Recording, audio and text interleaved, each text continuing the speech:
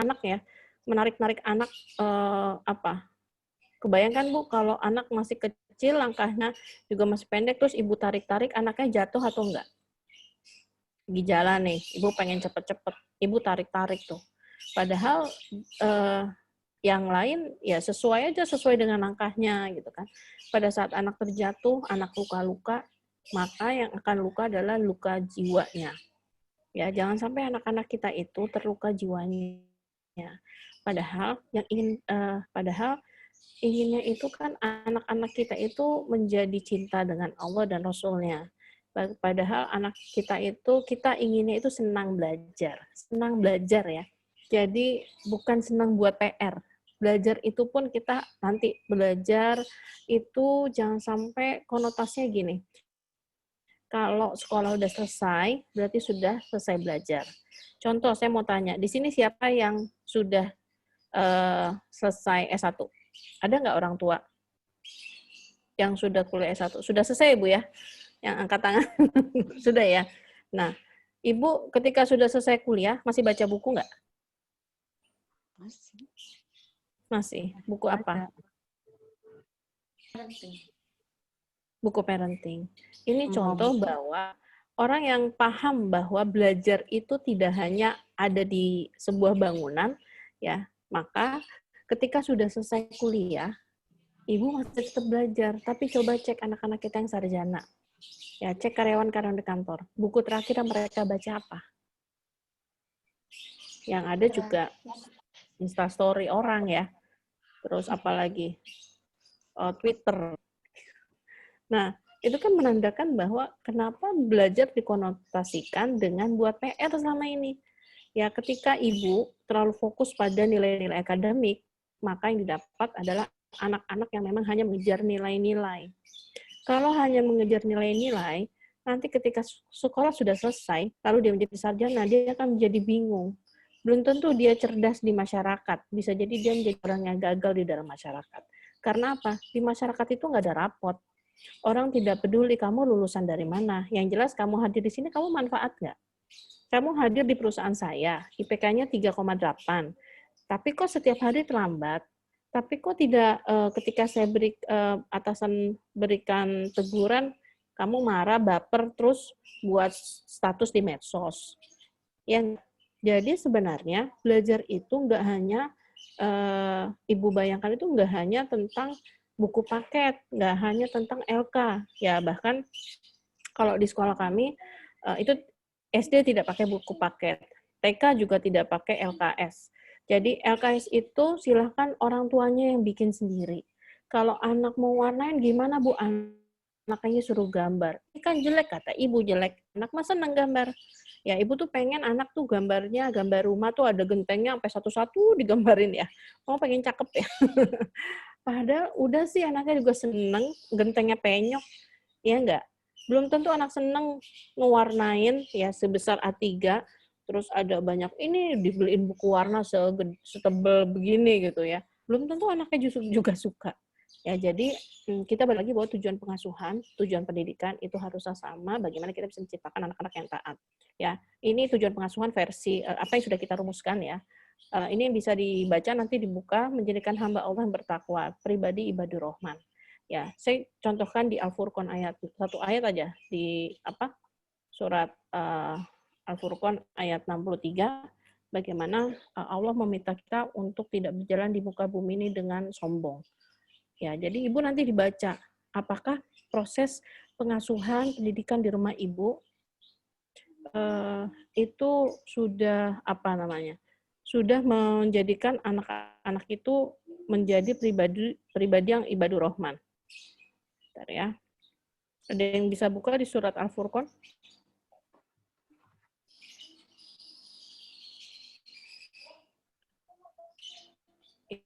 Ya, kita lanjutkan ya. Nah, lalu yang kedua menjadi khalifah di bidang yang spesifik. Artinya, ketika tadi ya, menjadi hamba Allah yang bertakwa, artinya kita fokus sama fardu ainnya. Nah, tujuan pengasuhan ini ketika kita akan menjadikan hamba Allah yang ibadur rahman, pribadi ibadur rahman, sekarang kita juga diri kita ini sudah menjadi orang yang Bagaimana? Karena kita tidak bisa menumbuhkan fitrah anak kalau fitrah kita sendiri tidak tumbuh. Ya, harus minta tolong ditutup pintu, tutup nyalain kipas. Ya, balik lagi ya tadi. Dan hamba-hamba Tuhan yang Maha Penyayang itu adalah orang-orang yang berjalan di atas bumi dengan rendah hati. Dan apabila orang-orang jahil menyapa mereka, mereka mengucapkan kata-kata yang mengandung keselamatan. Bayangkan, Bu. Orang-orang yang jahil aja ketika Hasna, tolong Hasna. Orang-orang yang jahil saja ketika mereka mengucapkan kata-kata yang apa namanya? Ya, dengan perkataan yang tidak baik kepada kita, kita diperintahkan oleh Allah untuk membalas dengan kata-kata yang baik. Ini anak kita, ya, baru nggak bisa apa namanya, salah naruh anduk aja kita udah keluarkan kata-kata yang apa, Bu? Menyeramkan ya. Ya, terus apa anak-anak kita Hasna, tolong. Ketika anak-anak sudah melakukan hal-hal yang apalah yang misal salah gitu, itu juga ya luar biasa lah. Padahal nanti kita lihat bagaimana ketika anak kita akan menjadi anak yang soleh ketika kita sendiri dalam menanamkan adab itu tidak kita berikan contoh. Nah, terus yang selanjutnya, kenapa menjadi khalifah di bidang spesifik? Karena setiap anak itu berbeda, Bu. Setiap anak itu unik. Bentar. Hasna, Mama minta tolong. Ya, jadi menjadikan khalifah di bidang yang spesifik. Jadi tujuan apa? Kita bukan semata-mata hanya gini. Ya pokoknya saya ingin anak saya yang soleh. Ya, karena kita juga harus membantu anak untuk menemukan bidang apa yang dia senangi.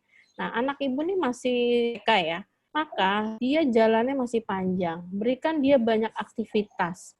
Ya, tidak hanya aktivitas mengenal huruf A, ya, tapi siang ini saya akan memberikan parating juga ya tentang bagaimana kita memberikan aktivitas anak yang kayak wawasan, kayak gagasan, juga kayak kegiatan, sehingga nggak hanya melulu kertas sama buku, kertas sama pensil, maaf ya. Nah, yang ketiga tujuan pengasuhan seharusnya nih Bu ya, orang-orang yang tadi nih udah masuk, kalau kita mau standar tes sekolah deh, ya atau misalkan, ya seharusnya ketika anak kita sudah mendapatkan pengasuhan yang baik, maka pada saat dia menjadi suami atau istri, dia haruslah menjadi suami dan istri yang memiliki akhlak yang baik. Sekarang ada korelasinya nggak? Suami yang gelarnya doktor, terus akhlaknya pasti baik. Ada nggak Bu relevansinya? Seorang istri yang gelarnya berderet, terus udah gitu bisa menjadi istri yang baik. Ya, bahkan saya pernah punya dosen yang dia bilang, feminisme soalnya dia bilang, saya nggak bersedia melayani suami saya. Dia punya kaki, dia punya tangan. Kalau mau bikin kopi, bikinlah sendiri gitu ya. Saya bilang, ini bagaimana ini ya? Ya seperti itu. Nah, ini kan juga menjadi cita-cita kita bagaimana kita nanti bisa menjadi suami dan istri yang baik, mau mendengarkan pasangannya, mau berempati, mau membantu mengeluarkan kata-kata yang baik kepada pasangannya, ya. Istri menjadi istri yang taat pada suami. Suami juga menjadi suami yang yang baik kepada istri dan anak-anaknya. Lalu bagaimana bisa berakhlak menjadi ayah dan ibu yang baik? Yaitu sebenarnya ketika kita ketika ini ada korelasinya ya nomor 1 sama 3. Allah yang bertakwa harusnya menghasilkannya ini. Jadi khalifah di bidang yang spesifik harusnya dia bisa memakmurkan bumi. Ya. Nah, ini ada kaitannya bagaimana orang-orang yang bisa menemukan bakat-bakatnya, fisik dia bisa berkembang bakatnya, maka dia bisa memakmurkan bumi. 10-15, bentar. Nah, intinya nih, Bu, coba targetkan bahwa pendidikan dan pengasuhan itu diwujudkan menjadi anak yang baik dulu, baru menjadi anak yang pintar. Ya, usia saya hari ini 44 tahun. Saya sudah banyak melihat anak-anak didik saya yang akhirnya sudah menjadi orang lah ya. Dan luar biasanya adalah bahwa mendidik anak baik itu akan membutuhkan waktu yang lama dibandingkan anak pintar. Ngajarin baca, ngajarin ngitung, itu 6 bulan cukup, Bu, bisa. Di kelas 1 SD.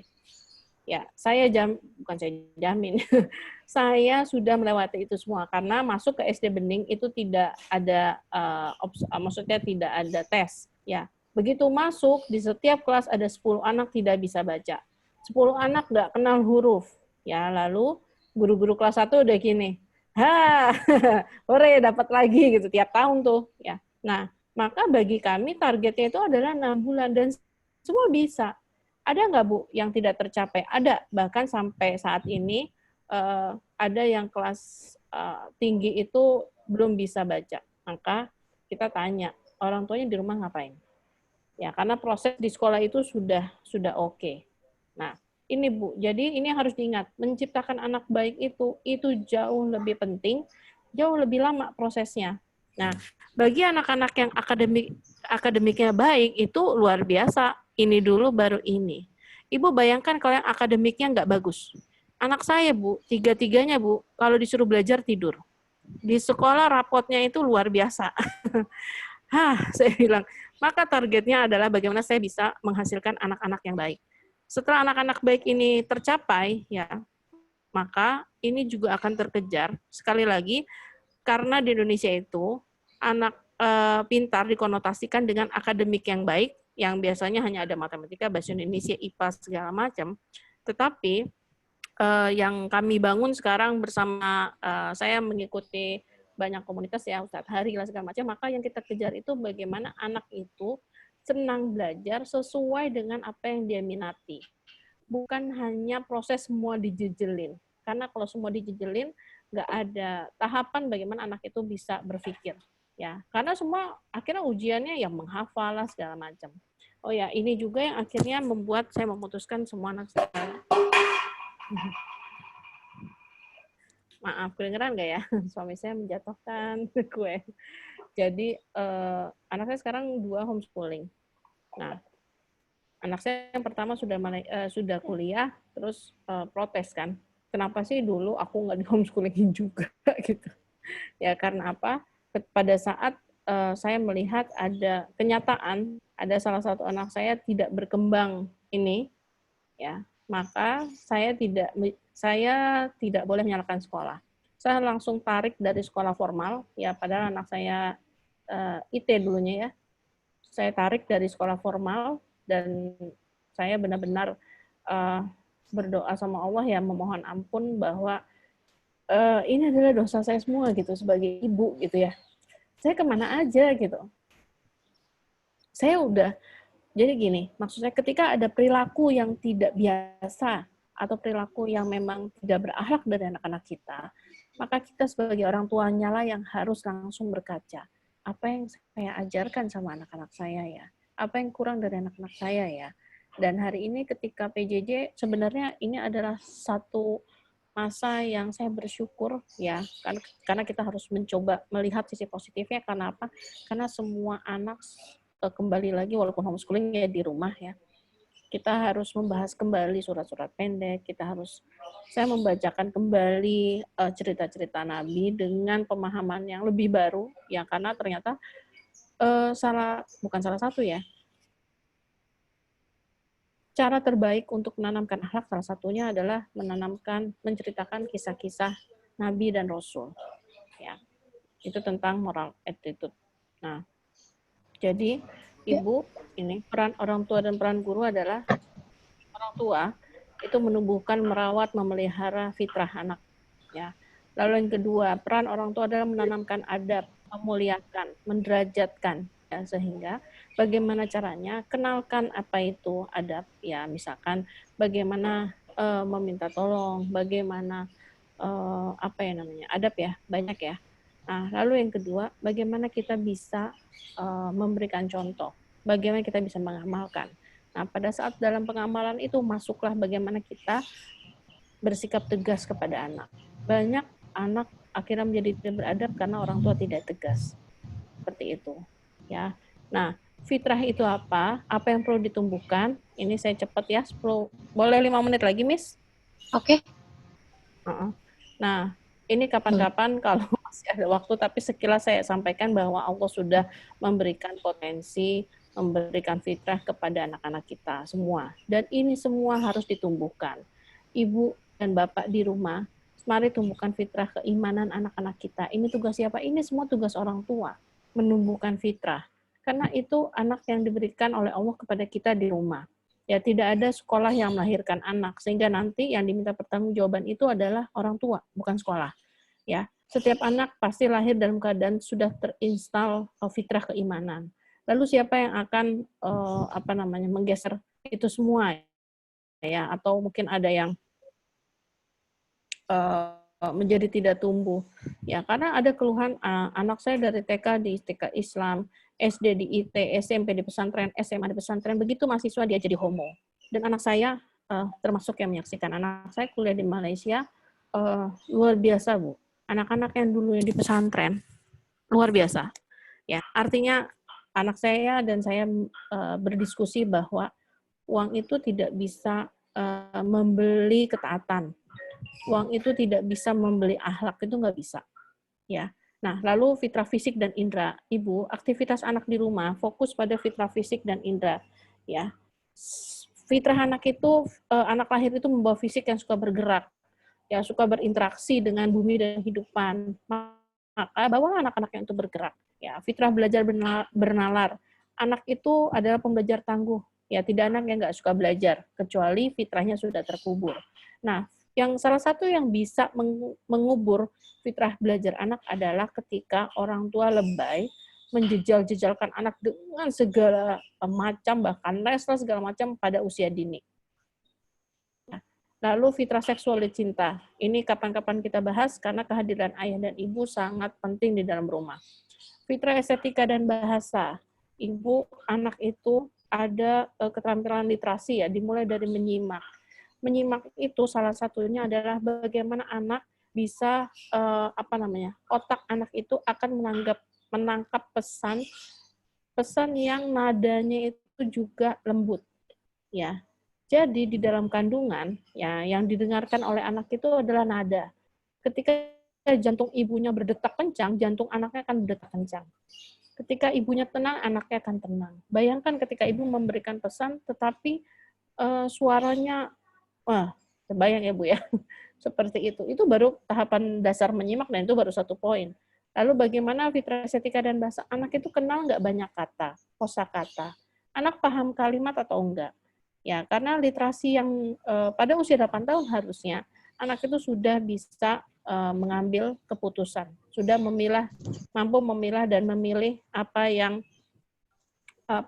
baik atau yang tidak. Ya, dan selanjutnya ini yang dinamakan fitrah. Ngepot. Nah, di rumah apa yang harus dikembangkan, Bu? Untuk anak usia dini fokus pada adab. Ya, adab itu gimana sih cara makan yang baik? Jangan-jangan anak kita makan masih sambil nonton. Jangan-jangan anak kita makan tidak baca basmalah. Anak saya, ada anak asuh saya 4 tahun, ya sekarang lagi berulang-ulang masuk kamar mandi kaki kiri, keluar kaki kanan. Dan itu nggak bisanya sekali. Katakanlah 2 minggu akhirnya dia paham. Setelah itu kita tidak mengingatkan, kita tidak mengajarkan lagi, kita tidak mengamalkan lagi, udah bablas lagi. Ya. Yang harus ibadah. Ibadah itu bukan sekedar, apalagi masih anak usia dini ya. Ini sebenarnya yang dibangun itu adalah mempesonakan anak. Ya, minimal begitu azan, kita semua langsung bergerak untuk sholat, untuk ngaji. Artinya bagaimana ibadah ini bisa membuat anak itu cinta dan terpesona oleh Allah. Practical life, ya. Bu, anak-anak nih, anak-anak usia ini ajak aja untuk diajak untuk membereskan rumah, ya, karena anak harus diberikan peran. Belum motorik, kemandirian, ya. Dan ini semua tugasnya orang tua. Saya melakukan ini. Ya, ini modalitas belajar Bu Rianti, ini saya nggak jelaskan ya, tetapi nggak jelaskan detail. Ya, kapan-kapan kalau mau belajar orang tua boleh. Bu, bagi anak usia dini, tahapan untuk mencapai akademik ini harus melewati 3 tahap. Pertama, level sensor. Sensor anak-anak semua sudah berjalan dengan baik belum? Visualnya, sudah sering belum dia melihat sesuatu yang indah, yang aneh, yang menakjubkan gitu ya. Penciuman, pendengaran, ya itu 3 hal yang sebenarnya sangat terkait dengan kehidupan sehari-hari. Dan PJJ ini pembelajaran terbaik adalah pada saat sekolah memberikan pembelajaran yang dekat aktivitasnya dengan rumah dan menggunakan sumber daya yang ada. Maka kami dalam membuat modul pun itu tidak kami perkenankan orang tua harus beli lagi ke warung, orang tua harus beli lagi, enggak, gunakan yang ada di rumah. Dan itu guru harus memutar otak luar biasa. Ya, maka Ibu bagi anak usia dini ya mainlah tentang penciuman, main tentang pendengaran, ada suara lembut, ada suara keras, suara ini seperti apa gitu ya, banyak hal ya. Lalu sensor motor. Nah, setelah anak ini sensornya semua berjalan, maka sensor motor inilah dia sensor motor ini bisa apa? Otak itu bisa mengarahkan kepada bisa memerintahkan otot ya, otak memerintahkan otot. Ketika anak itu tahu ketika dingin, maka dia akan mengambil jaket. Ya, ketika misalkan ada suara keras, ya atau misalkan ada gubrok, anak langsung menghindar dari suara yang keras itu. Ada nggak orang tua yang sensor motor yang nggak jalan? Banyak banget. Ya, saya 2 kali mengajak ada guru-guru saya ya. Pada saat kita ke Dieng ya, ketika lagi kita jalan, tiba-tiba dia nggak bisa napas. Saya kaget loh, kenapa nggak bisa? Kedinginan waktu itu, saat itu memang Dieng itu kan dingin sekali ya. Langsung kita angkut, kenapa Mbak punya penyakit apa gimana? Saya panik juga kan. Akhirnya dikasih teh manis, dibalur semua hangat ya. Udah akhirnya udah hangat, udah dia bisa napas. Nah, berikutnya kita ajak ke Dieng setahun kemudian. Ke Bromo. Pada saat di Bromo, kejadian lagi begitu sampai atas dia sesak napas lagi gitu kan. Saya kaget, ini kenapa lagi dah? Udah gitu akhirnya saya tanya, sebentar deh. Coba ingat-ingat, ibu itu sesak nafas kalau apa? Ingat-ingat. Dia ingat lama gitu sambil saya kasih tes, sambil saya pijetin ya. Saya bilang, kayaknya kalau lagi dingin deh Mbak. Nah, saya bilang, selama ini enggak? Enggak sih. Cek ya, saya bilang, kalau lagi dingin, ternyata betul. Itu kan bahaya, bisa membahayakan jiwa ya kalau sampai tidak sadar seperti itu. Nah, lalu sensor motor masuklah ke perseptual motor. Ini sebenarnya proses mirroring. Kalau misalkan Bu, ini namanya pembiasaan adab juga ya. Gini, kalau sensor motor itu ketika dengar azan, anak kita tuh sudah tergerak langsung masuk kamar mandi. Itu berarti sensor motornya udah jalan. Ya, sama ibu bapaknya sudah dilatih azan langsung masuk kamar mandi. Jadi kalau misalkan ada anak yang mendengar azan sampai hari ini mungkin ya masih harus disuruh-suruh, berarti ininya kita belum latih. Perseptual motor, kalau misalkan setiap ini masalah persepsi ya. Nah, pada saat setiap makan, bapaknya kakinya angkat di kursi. Naik ke kursi gitu. Maka ketika itu terus-menerus, nah persepsi anak ini akan apa? Kalau makan itu kakinya diangkat. Ya, atau misalkan setiap nangis anaknya, terus diajak naik motor, keliling jalan-jalan, terus nangisnya berhenti. Akhirnya anak punya persepsi apa? Kalau mau naik motor, nangis dulu. Gitu. Ya enggak? Maka di sini penting enggak, Bu, Ibu dan Bapak mendidik anak di rumah? Memberikan persepsi-persepsi yang baik. Yang terkait dengan sensor-sensornya. Nah, selanjutnya, level paling atas kan akademik. Ya, Bu, ya. Di sinilah, kalau semuanya sudah oke, maka anak siap belajar semua hal yang berkaitan dengan belajar, baik formal yang berbentuk mata pelajaran dan keterampilan. Asma, bisa di kamar dulu nggak? Tolong di kamar dulu sebentar. Ya, jadi setiap pembelajaran itu anak akan siap belajar kalau ini semua yang tadi sensor segala macam terkait dengan aturan itu berjalan dengan baik. Nah, ini kebiasaan baik. Ya, kebiasaan baik itu kan tadi perseptual motor ya. bagaimana makan, bagaimana ini, disiplin segala macam. Termasuk yang kedua, disiplin internal telah terjadi. Ibu ada yang usia 3 tahun, anak masih pakai pampers. Nah, itu masalah. Ya, karena dia harus sudah terbiasa ketika sensor ada rasa-rasa merewes-merewes, itu berarti dia mau pipis. Itu harus dilatih, Bu. Karena itu terkait disiplin. Ya, disiplin biologis, makan, minum, BAB,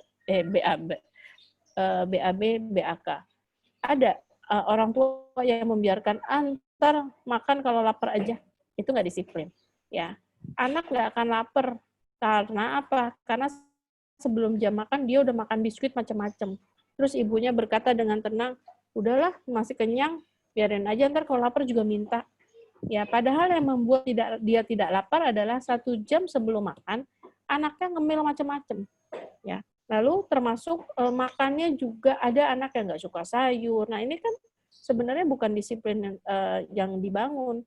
Karena kalau anak masih memilih-milih makanan, ya itu nanti akan terbawa pada saat dewasa, dia akan sulit beradaptasi dengan lingkungan.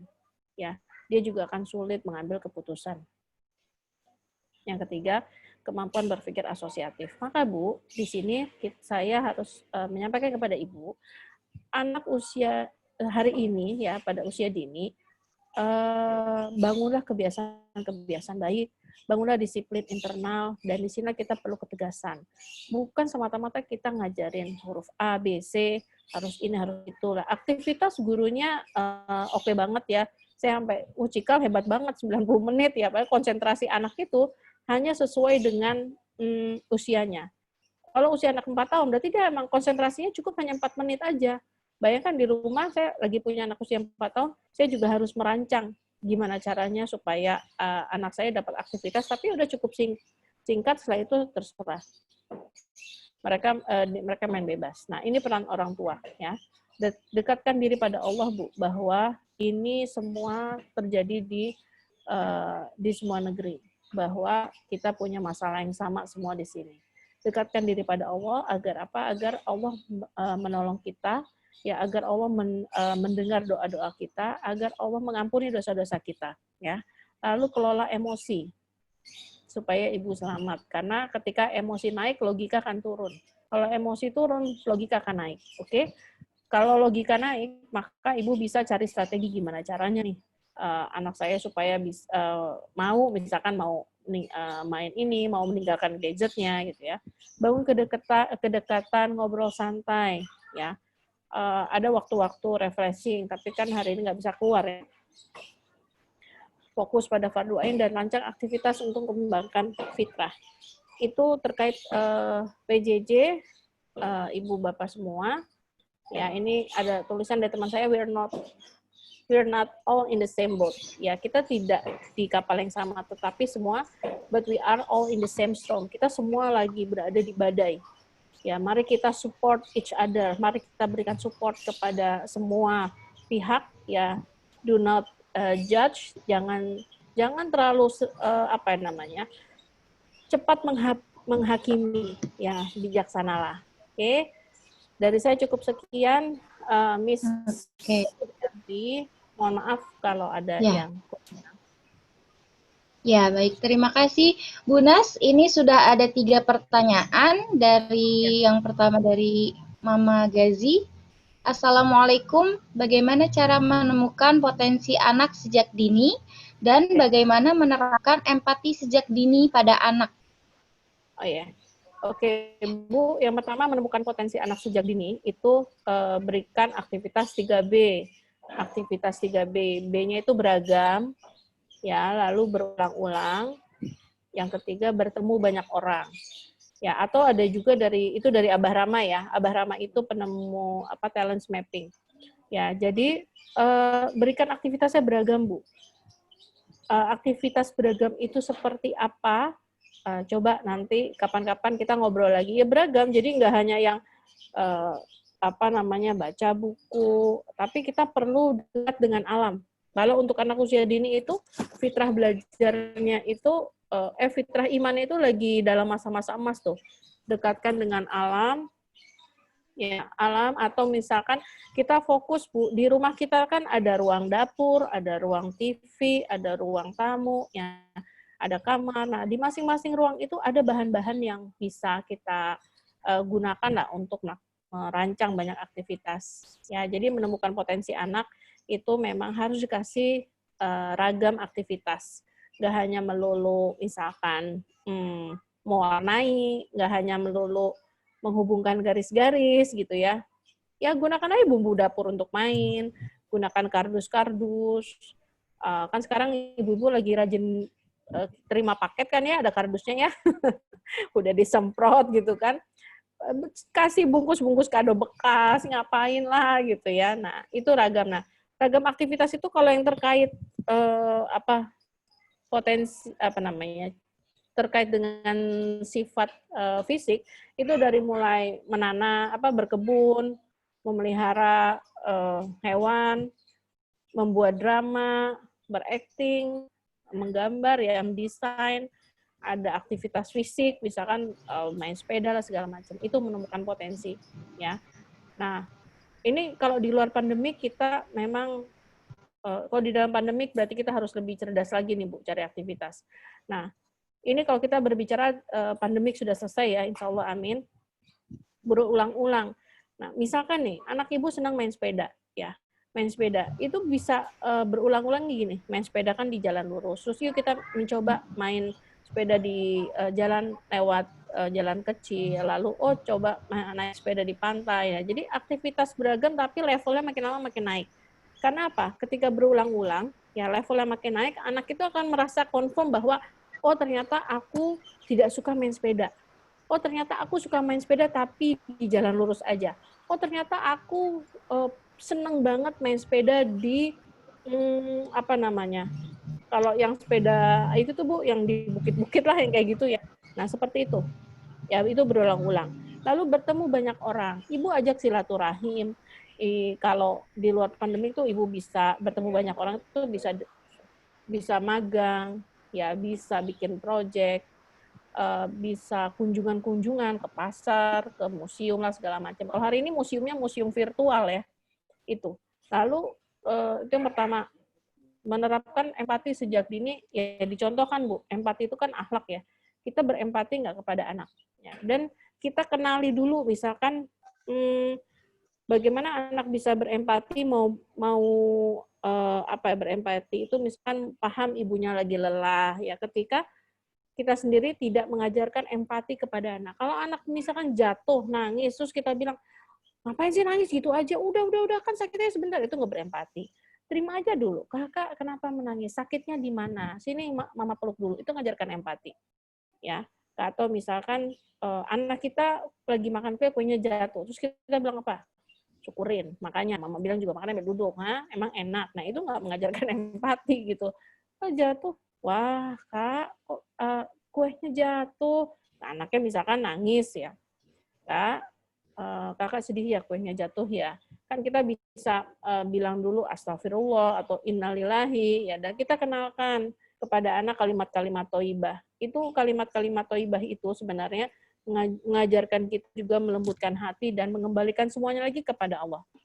Itu kurang lebih Bu, mengajarkan empati. Tapi kalau berkaitan dengan misalkan gini, Bu, anak saya pelit, nggak mau berbagi. Kalau anaknya usianya masih masih 4 tahun ya, masih 5 tahun, itu kan memang masih egosentris. Maka kita mengajarkan pelan-pelan. Juga dari membacakan kisah-kisah Nabi dan Rasul. Gitu. Itu Bu. Selanjutnya ini saya baca nih. Paleo ya. Baik, pertanyaan kedua dari Kartika Sari. Assalamualaikum Bu Nastiti. Saya ingin bertanya, saya ini sulit sekali untuk bisa keras sama anak. Marah pun hampir nggak pernah. Kalau anak misalnya manja, saya nggak mau murojaah atau sholat, mudah banget saya mengiyakan. Seperti ya udah deh nggak apa-apa, tapi satu sisi takut keterusan. Itu bagaimana ya Bu? Terima kasih. Iya, ibu bukan harus marah sama anak, tapi ibu tegas, ya. Jadi anak itu perlu memang di briefing aturan di rumah seperti apa. Misalkan, nah, apa namanya, kalau mau mandi, ambil handuknya dulu. Atau membangun kebiasaan-kebiasaan itu perlu aturan, Bu. Karena kalau anak kita tidak mendapatkan aturan, nanti di dunia nyata dia juga tidak akan, tadi kan syaratnya dia sampai bisa nanti mencapai level akademik itu pada saat dia bisa disiplin. Disiplin itu dibangun dengan aturan. Jadi ibu-ibu jangan terjebak dengan anak itu harus nyaman, anak itu harus apa namanya, hatinya nggak boleh terluka. Itu bukan begitu. Anak itu dalam menerapkan aturan, kedisiplinan, pasti dia ada menangisnya karena dia merasa nggak nyaman. Tetapi aturan itu kan juga dibangun dari ketidaknyamanan. Ya, ibu jangan marah-marah. Kalau ibu marah-marah nanti malah apa namanya, inti masalahnya nggak ketangkep sama anak. Ya, misalkan saya kasih contoh anak saya. Ya, anak saya misalkan yang kecil yang 4 tahun. Saya baru mengasuh anak ini baru 1 tahun belakangan ya Bu, dan itu luar biasa sulit karena anak ini datang waktu itu masih pakai pampers ya, sehingga saya harus melatih dari mulai melatih pipis gitu ya, dan apa namanya, dan saya harus disiplin, saya harus tegas. Ya. Pada saat misalkan, Nak, kalau mau pipis ya. Nah, setiap 1 jam itu kan saya ajak, ini loh cara pipis. Jadi kita awalnya nggak mau, segala macam. Saya diam, tetap tunggu. Silakan masuk kamar mandi, ini sudah 1 jam, kita pipis dulu. Oh, dia masih nangis-nangis, saya diam. Nah, itulah kenapa kuncinya kita harus menyelamatkan diri kita dulu dengan menjaga emosi. Karena kalau ini ibu termasuk yang maaf ya, bisa jadi nggak suka ngelihat anak nangis, nggak tega ngelihat anak nangis. Tapi Bu, wah, saya banyak sekali menemui kalau disiplin itu, aturan itu tidak diterapkan di dalam rumah sejak kecil, maka pada saat besar itu kita akan lebih sulit lagi.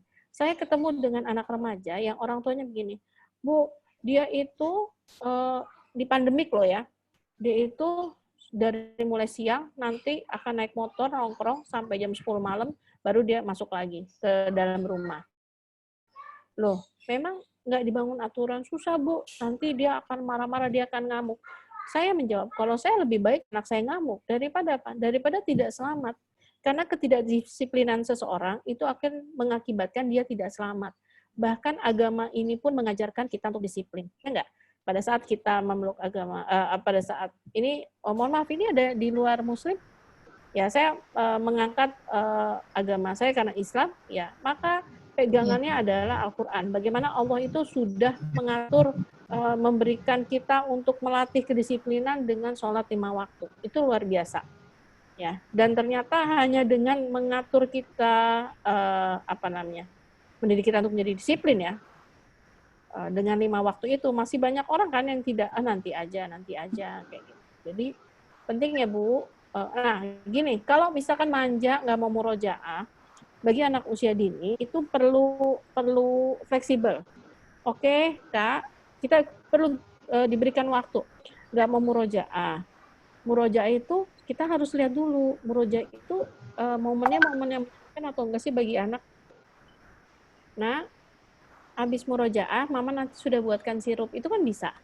Ya, jadi murojaah itu jangan sampai anak itu merasa berat, tetapi bagaimana anak itu merindukan suasana murojaah. Sambil dipangku, sambil dicium-cium, dan kita harus melihat anak ini kemampuannya seperti apa. Jadi mata kita, telinga kita itu harus benar-benar mengkalibrasi apa namanya, bahasa tubuh anak. Kalau kita lihat anak udah monyong dan segala macam, tapi kan kita sudah punya aturan. Kakak, kan ibu, mama sudah sampaikan kepada kakak, ya kita punya waktu murojaah, supaya apa nih, habis murojaah kan mama juga akan menceritakan kamu buku yang asik misalkan ya. Murojaahnya mau sehabis asar atau sehabis maghrib. Jadi aturan itu dalam 1 hari ada 1 waktu murojaah. Ya bisa jadi bagi anak usia dini, silakan anak hari ini pagi-pagi, nah hari ini murojaahnya mau habis maghrib atau habis isya misalkan. Itu yang saya bilang fleksibel untuk bagi anak usia dini. Tapi tetap ada murojaahnya. Ya, atau anak sholat itu bagi anak usia TK ya memang kan belum wajib tapi itu membangun kebiasaan. Nah, itu Bu dipesonakan. Ya bisa jadi walaupun gini, disiplin itu juga dimulai dari gerakan sholat. Ya, maka kita juga harus membantu anak dari mulai wudhu. Ya, coba sekarang saya tadi mau cerita anak saya suruh pindah dulu tadi. Saya mengalami masalah yang saya bilang anak saya langsung saya tarik dari sekolah formal pada saat akademiknya jelek sekali. Nah, akhirnya saya mencoba merunut. Oh, anak saya memang bukan anak akademik. Lalu saya gali apanya, Bu. Dia sukanya apa? Karena sebenarnya saya udah tahu ya, dia potensinya apa, minatnya apa, sukanya apa. Satu masalahnya adalah, kalau walaupun potensi anak sudah ketemu, tapi anak saya nggak disiplin. Anak saya nggak disiplin, itu dimulai dari mana? Coba cek wudunya. Bu, anak kalau wudunya aja kayak cak gitu ya, itu tanda-tanda bahwa memang dia tidak memahami dan tidak memaknai wudu itu untuk apa sih. Ketika dicek wudunya nggak beres, saya cek lagi sikat giginya beres atau enggak, kumur-kumurnya bagaimana. Ternyata asal-asalan. Nah, disitulah saya menangis. Saya bilang, aduh, saya kemana aja. Saya terlalu sibuk ngurusin orang lain. Dan saya benar-benar untuk anak si bungsu ini,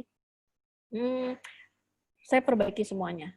Nah, saya setelah diperbaiki, nah itu Bu, ketika anak tidak disiplin, itu pengaruh ke emosi. Emosinya tinggi, meletup-letup. Ya beda sama anak-anak saya yang lain. Ya. Nah, akhirnya saya apa? Saya harus bereskan dulu wudunya. Saya harus bereskan dulu bina dirinya, sikat giginya, mandinya. Ibu terbayangkan betapa saya benar-benar kayak apa ya, kayak ketiban sampai jatuh. Saya bilang, aduh saya tuh suka ngasih parenting, tapi ini anak saya banyak yang terlewat. Ya dalam waktu 6 bulan, saya fokus pada bina dirinya. Nyisir aja anak saya enggak, Bu. Karena saking, buat apa sih gitu ya. Nah akhirnya potensinya tadi berkembang nggak? Enggak, karena males. Ya, alhamdulillah setelah 6 bulan saya perbaiki kumur-kumur, bina diri, beresin kamar semua segala macam, dan alhamdulillah sekarang dia memproduksi banyak, dia punya banyak karya yang dari kakak-kakaknya dia yang paling bisa menghasilkan uang itu dia. Artinya karena saya membangun kemandirian ya, bukan hanya uangnya. Tapi saya fokus pada disiplinnya. Gitu ya Bu ya. Baik, pertanyaan selanjutnya Bu Nastiti, Assalamualaikum. Bagaimana menghadapi anak usia 12 tahun yang sedang mengalami perubahan emosi dari usia anak-anak menuju remaja? Salah satunya anak menjadi lebih tertutup dan emosi kadang cepat meledak dan sedikit membantah sama orang tuanya. Terima kasih. Iya. Jadi Bu, untuk anak itu maka penting Ibu menabung hubungan yang baik dari kecil. Penting Ibu mengenalkan banyak ragam aktivitas, dan ragam aktivitas itu kalau kita ngobrolin tentang bakat ya, itu ada yang namanya portofolio. Jadi misalkan ini Macica kan pada rajin fotoin anaknya ya, beraktivitas ya. Macica dan Pacica gitu ya. Nah, itu jangan hanya sekedar foto. Ibu kalau mau dicetak silahkan, atau mau sekarang kan taruh di PowerPoint, lalu di situ dituliskan, anak saya bersemangat pada aktivitas ini. Karena nggak semua Bu foto itu menunjukkan aslinya. Contoh, ada anak lagi pegang bayam terus ketawa, gitu ya.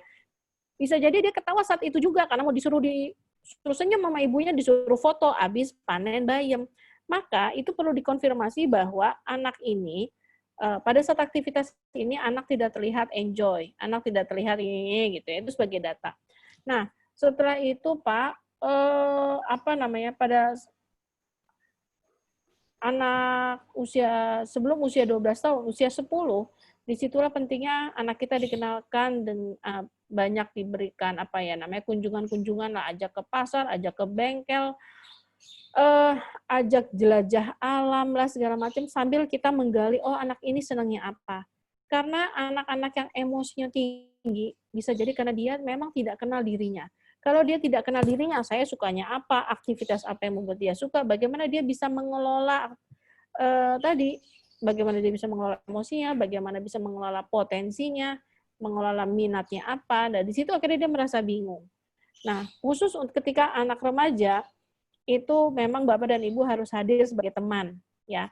Ngobrol asik, ngobrol santai, membangun kesamaan. Kadang-kadang kan yang kita bangun itu perbedaan. Misalkan anaknya bilang ini, "Ma, aku pengen hiking." Bisa nggak sih kamu cari olahraga yang nggak bahaya atau nggak? Teman mama itu kemarin tangannya patah, anaknya teman mama. Gara-gara itu coba-coba hiking. Nah, itu bangun kesamaan atau perbedaan, Bu? Perbedaan. Besoknya anaknya mau ngobrol lagi nggak? Tete. Besoknya nanya lagi, Mah, boleh nggak aku naik sepeda kemana gitu? Kamu bisa nggak sih cari olahraga yang aman-aman aja? Cobalah, bantuinlah mama masak lah. Ini misalkan anak cowok gitu. Jadi keinginan anak itu bukan apa ya, keinginan anak itu banyak dipatahkan oleh orang tua dengan alasan ya namanya juga kita orang dewasa ya, ibaratnya kita menganggap bahwa kita ini lebih berpengalaman, kita ini lebih pintar dari anak kita sehingga kita langsung membatasi obrolan anak-anak gitu. Padahal coba aja dulu. Ya, karena disitulah akhirnya kita bisa ngobrol dengan anak. Gimana Kak, kira-kira kakak apa namanya? Apa perasaan kakak pada saat naik sepeda di jalanan yang isinya tanah semua? Wah, ternyata seru. Ternyata mah kalau sepeda itu ya, kalau dalam posisi dia bisa bercerita banyak karena dia merasa bahwa ibunya oke nih, confirm nih bahwa hobi aku ya kan selama tidak melanggar syariat, ya silakan aja. Bahkan Allah itu meminta kita untuk jalanlah kamu di muka bumi ini. Jadi anak-anak, jadi karena semua punya mental musafir, Bu. Jangan mental turis ya. Anak saya itu anak-anak backpacker yang apa namanya? Anak saya nggak hanya fokus ke luar negeri, tetapi ke pelosok-pelosok kayak misalnya ke Tasik, ke desa Ricky Elson, ke Tasiknya itu naik bis kayak pusaka gitu. Jadi anak saya perempuan, sama sekolahnya homeschooling ya, backpacker sampai Tasikmalaya. Sampai sana Bu selama 2 minggu suruh ngapain? Bersihin kandang kambing Bu. Suruh tai kambing, belum yang sapi gitu ya. Anak saya yang SMP kemarin seminggu itu magang di kandang kuda. Kudanya itu kuda pacu yang tingginya lebih tinggi dari suami saya ya. 2 meteran kan tingginya, 2 meter kurang lah. Dan anak saya harus nyerokin kotoran-kotoran kuda. Ya saya taruh aja. Nah, dari situ dia justru akan mendapatkan banyak insight. Nah, itu siapa tadi? Pak Leo ya. Kalau memang sedikit membantah, ya iya. Maka sebenarnya kemarin Ustadz Abah Ihsan ya, menyampaikan ya gitu, anak-anak itu kan ingin dia dianggap dewasa, ya kan? Nah, ini sampaikan sama dia, kalau kamu ingin dianggap dewasa, maka tunjukkanlah perilaku dewasa. Ya kan hari ini sekolah juga masih dibayarin orang tua. Perilaku dewasa itu apa? Ya sampaikan keinginan dengan baik, diskusikan dengan kami seperti itu. Jadi kita juga mengajarkan anak untuk berperilaku dewasa, berpikiran bebas ya, tapi kita sudah siap apa namanya? Ya merancang karir anak itu memang harus serius, tapi pada saat melaksanakannya itu harus santai gitu. Kapan-kapan kita ngobrolin tentang gimana sih merancang apa ya namanya masa depan anak gitu ya, seperti itu. Oke, terima kasih. Pertanyaan selanjutnya Bu Nastiti dari Mama Kikan. Bismillah, bolehkah kita menerapkan metode fisik dalam artian ketika anak mukul atau berteriak dan sudah diingatkan untuk tidak melakukan tindakan tersebut, lalu sebagai orang tua kita ngancam. Misal kalau kamu memukul, kamu mau nggak dibalas pukul? Atau misal ketika anak teriak-teriak ke orang tuanya, lalu kita ancam. Mama sentil ya bibirnya kalau teriak-teriak terus. Itu diperbolehkankah selama hanya sebatas sentil atau pukulan mendidik? Terima kasih. Ya kalau anaknya kecil memang sebatas menyentil Bu. Tapi nanti kalau dilanjutkan itu akan dia menyakiti fisik temannya. Jadi yang namanya konsekuensi disiplin itu dikurangi saja apa yang menjadi kesenangannya. Misalkan kalau apa namanya? Nah, kalau kita di rumah sepakat bahwa kita bicara yang lembut. Bicara yang lembut itu dikasih tahu Bu caranya gimana. Gini loh, kalau bicara lembut, Kak. Nah, ayo sekarang coba. Jadi ada confirm briefing, ada briefing bahwa bicara lembut seperti ini. Ya, tapi kalau kita ngasih tak pada saat briefing, Kakak bisa nggak bicara lembut? Coba bicara baik-baik. Coba gini. Terus anaknya bingung. Terus jadi gimana emang bicara lembut gitu ya contohnya ya. Jadi pada saat menanamkan adab, diajarin dulu gini loh kalau minta gini, lalu diamalkan itu berarti kita juga mengamalkan, anak kita juga ya seperti itu. Ini kan sekarang anak kita masih masih kecil, masih proses ya. Nah, yang, kalau Kakak bersuara keras, misalkan levelnya, "Ini segala macam," "Maaf Bunda, tidak akan mengizinkan kamu," apa, kesenangannya apa? Misalkan, mmm, "Nanti makan kuenya setengah aja deh," ya, atau, "Bunda akan diamkan sampai kamu bisa bersuara lembut." Dan pada saat dia bersuara keras, emosi kita jangan ikutan naik, karena pada saat emosi kita ikutan naik, kita justru nggak bisa mengamalkan suara lembut tadi.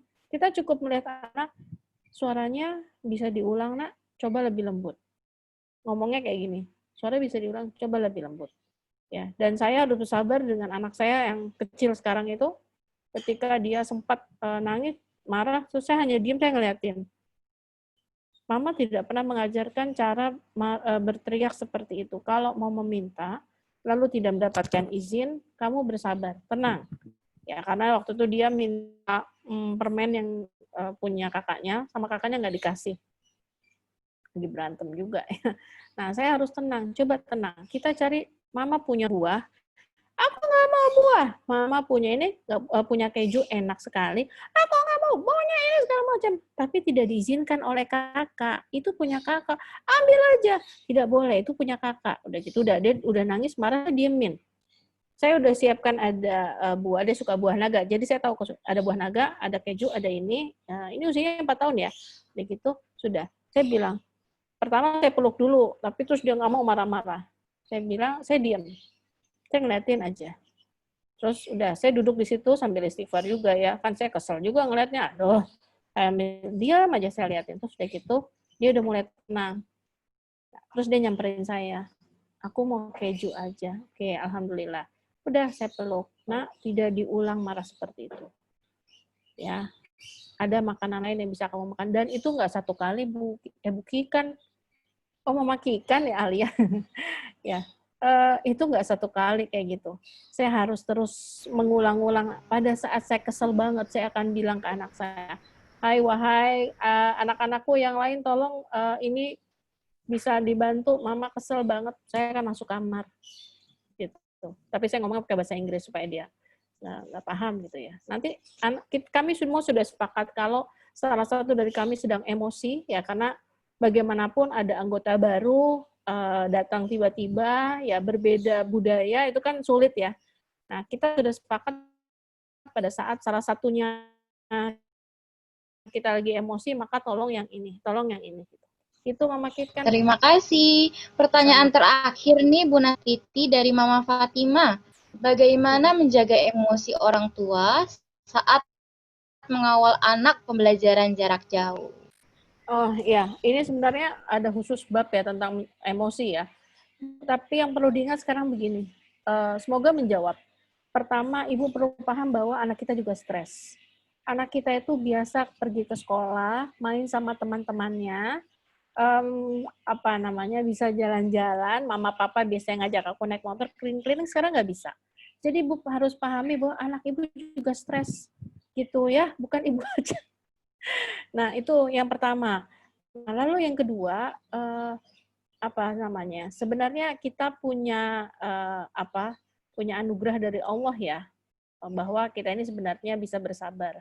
Jadi ketika apa namanya? Ketika ada peristiwa, nah sebelum merespon itu ada satu ruang yang itu kita bisa berpikir dulu. Kalau misalkan kita itu berupa kesadaran diri ya. Kalau saya marah, apa yang akan terjadi? Ya, ada imajinasi-imajinasi yang segera kita perlu lakukan. Karena jangan sampai gini. Kita berharap bahwa ketika kita marah, anak kita itu akan langsung oke, akan langsung nurut gitu. Saat itu bisa nurut, tapi kalau kita nggak ada, perilaku itu akan berulang. Makanya kalau bagi ibu bapak yang nyuruh anak sholat dengan bentakan segala macam, oh bisa Bu, cepet banget, anak langsung sholat gitu ya. Tapi kalau ibu bapak nggak ada, mereka nggak akan sholat, percaya deh. Maka yang dibangun itu adalah kesadaran diri, ya. Nah, terus tadi mengelola emosi dengan reframing waktu itu ya. Artinya kalau anak kita misalkan nyebelin atau segala macam, kita lihat nih sebenarnya anak saya mau menyampaikan apa sih. Ya, itulah kenapa menjadi orang tua harusnya punya salah satu bekalnya, pertama pemahaman agama kita gitu ya. Kita tahu hadis-hadis Tamara, kita tahu kisah-kisah. Bayangkan Bu, Ibu tuh belum siapa-siapanya seperti Nabi Nuh. Nabi Nuh itu 950 tahun berdakwah. Bayangkan Bu, pengikutnya hanya berapa Bu? 80. Anak istrinya Bu, ikut apa enggak? Enggak. Selama 900 tahun, ya 950 tahun Nabi Nuh itu mendoakan umatnya. Mungkin enggak Nabi Nuh tidak mendoakan anak istrinya? Enggak mungkin kan? Kita ini baru punya anak, anak kita nyebelin misalkan baru 2 kali, 3 kali itu. Kita berdoalah sama Allah supaya kita diberikan ketenangan ya. Kita diberikan diberikan kelembutan hati dan itu doa. Itu makanya tadi saya bilang ibu harus banyak istighfar, ibu berdoa sama Allah, minta ampun ya, lalu ibu doakan anak-anak ibu. Itu yang paling jitu tuh yang pertama seperti itu. Begitu. Ya, sama itu dibayangkan kalau ibu emosi, nanti yang terjadi apa? Karena anak ibu juga stres. Ya, bahkan sekolah kami ini akan merencanakan libur selama 1 bulan. Karena dulu orang tua, Bu, ini ngasih soal kurang sulit, LKS-nya kurang banyak, anak mau ngapain lagi? Begitu kita berikan modul, orang tua menjerit lagi, Bu, saya nggak sanggup, Bu, saya begini. Ini orang tua mau nyapa. Akhirnya udah libur dulu. Gitu ya, kurang lebih. Ya, Mama Fatima mau bertanya langsung, Bu Nas. Silahkan Mama Fatima, boleh. bisa dinyalakan Maaf, audionya. Saya izin minum dulu ya. Oh ya, silakan Bu. Bu Nas, saya mau nanya tentang yang tadi kan banyak orang tua yang pengen anaknya, maksudnya dari pengalaman kakaknya Fatima ya, saya melihat ada 2 kubu orang tua yang satu pengennya anak saya tuh kalau TK itu ya bermain gitu, di tahap usia dini itu ya bermain, nggak ada baca tulis hitung gitu. Nah, sedangkan di kubu satunya itu pengennya yang lulus TK itu udah harus bisa baca. Tapi yang saya lihat ya SD sekarang, saya nggak tahu ya kalau sekolah swasta lain, tapi yang saya tahu kalau SD negeri itu memang ada syarat untuk bisa baca tulis gitu. Itu bisa nggak sih Bu, semacam kayak Bu Nas atau Miss Nina gitu, sinkronisasi ke dinas untuk sepakat gitu loh. Jadinya TK tuh sebenarnya udah harusnya diajarinya sampai mana, dan SD pun jadinya ya sinkron. Di TK sebenarnya boleh diajarin, tapi sampai tahap mana dan bisa tetap diterima gitu di waktu dia masuk SD-nya gitu. Iya. Baik, Mama Fatima, sudah itu? Iya. Saya udah disemprit nih, udah kelamaan katanya. Iya. Jadi gini, terkait dengan membaca, Bapak dan Ibu, bukan tidak boleh mengajarkan, tetapi silakan diajarkan dengan cara yang tepat. Cara yang tepat itu, literasi itu tidak hanya membaca, tetapi juga bagaimana menambah kosakata. Maka dimulai dari kami sebenarnya Miss Rianti kalau mau itu kami menggunakan CBI Phonik. CBI Phonik ini adalah sebenarnya stimulasi bahasa ya anak usia dini. Ya, contoh Bu, anak kita itu perlu diperbanyak kosakatanya. Ya, lalu diperbanyak kosakata misalkan dan memperluas medan makna. Contoh, orang tuanya Miss Nina bawa apel. Apelnya beneran nih, ya bawa apel. Nah, apa aja yang bisa kamu pikirkan tentang buah apel ini? Itu belajar membaca kayak gitu, Bu. Harus menambah kosakata dulu. Ada yang merah, manis, ada ulet, Miss, kulitnya licin, Miss, ini, segala macam gitu. Oke. Nah, lalu dibedakan antara huruf dan bunyi. Karena kita pakai memahamkan tentang fonem. Fonem itu artinya mengenalkan dulu tentang bunyi, ya. Karena anak itu akan sangat membaca itu sangat dipengaruhi oleh visual dan juga mendengarkan dengan bunyi-bunyinya. Jadi mengenalkan huruf A itu beda dengan kita mengajarkan bunyi huruf A. Maka ini huruf A bunyinya A.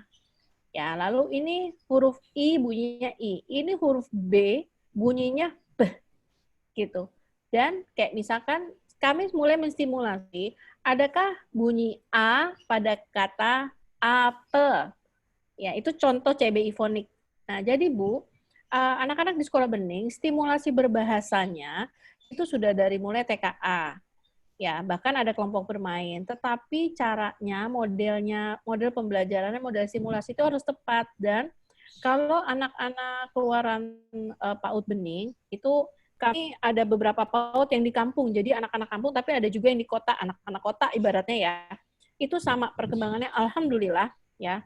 Alhamdulillah perkembangannya sama.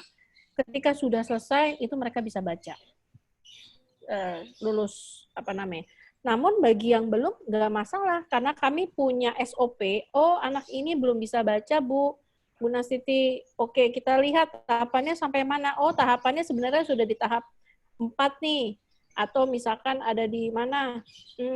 Berarti yang kita simulasi dari tahap 4 ini menuju tahap 6 misalkan gitu. Begitu Mama Fatimah bahkan Bu, membaca itu kan bukan hanya sekedar bisa membaca kalimat. Anak-anak paham nggak arti kata? Anak-anak paham nggak kalimat? Kami sekarang punya homeschooling SMP. Di situ benar-benar ketika anak diajarkan untuk menyimak, mendengarkan suara, banyak sekali anak yang ketika disuruh mendengarkan podcast tentang cerita Nabi tapi sepenggal ya, dan itu kita bikin sendiri, kami bikin sendiri. Anak itu ketika ditanya apa yang sebutkan tokoh yang kamu dengar dari cerita tadi, itu anak sempat bingung. Jadi memahami tokoh itu siapa juga bingung. Lalu kalimat apa yang kata apa yang membuat kamu tertarik dari itu. Nah, jadi membaca itu bukan hanya sekedar membaca, tapi paham nggak dia? Itu yang sekarang kita lagi benahi.